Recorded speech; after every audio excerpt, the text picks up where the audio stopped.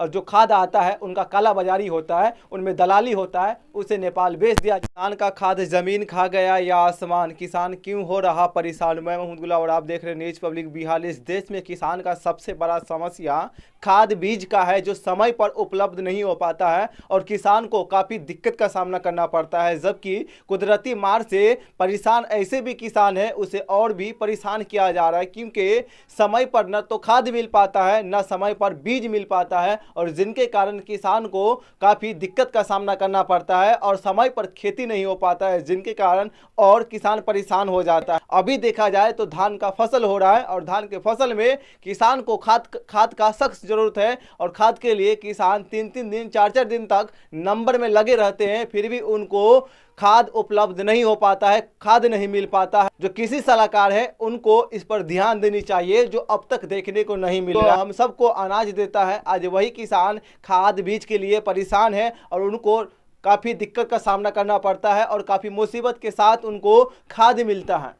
जबकि खाद का बड़े बड़े वादा किया जाता है कि खाद उपलब्ध है, किसान को समय पर बीज मिल जाता, खाद मिल जाता है, और यहाँ देखा जाए ज़मीनी हकीकत देखा जाए तो किसान को न तो समय पर खाद मिल पाता है, न तो बीज मिल पाता है। और मिलता कब है? जब बोगी का समय खत्म होता है तब जाकर के उनको बीज दिया जाता है, जब खाद का समय खत्म हो जाता है तब जाकर के खाद मिलता है किसानों को।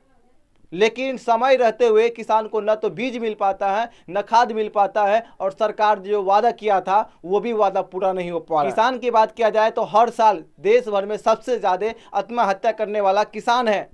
जो किसान की मजबूरी और किसान का परेशानी अब तक कोई भी सरकार नहीं समझ पाया, और इसीलिए किसान हर साल सबसे ज़्यादा आत्महत्या करते हैं। क्योंकि बिहार की बात किया जाए तो बिहार में बड़े बड़े वादे किए गए थे कि किसानों को समय पर खाद बीज उपलब्ध कराया जाएगा, और अभी हकीकत देखा जाए तो ज़मीनी हकीकत, न तो इन लोगों को खाद मिल पाता है, न बीज मिल पाता है, और जो बीज आता है वो कहाँ जाता है, जो खाद आता है क्या नेपाल ट्रांसफ़र होता है, क्या नेपाल में बेच दिया जाता है या दलाल के हाथों में सौंप दिया जाता है। क्योंकि जब बीज और जो खाद आता है वो जाता कहाँ है और इसका जांच क्यों नहीं होता है।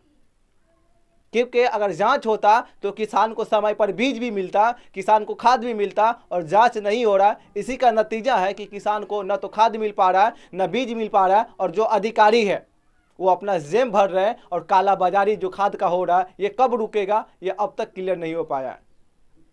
सभी सरकार से किसान को एक उम्मीद रहती है कि समय पर बीज मिलेगा, समय पर खाद मिलेगा, और जो किसान है उनका फसल समय पर कटेगा, समय पर बोगी होगा। न समय पर फसल होता है, न समय पर खाद मिलता है, और यही कारण है कि किसान का फसल बर्बाद हो जाता है।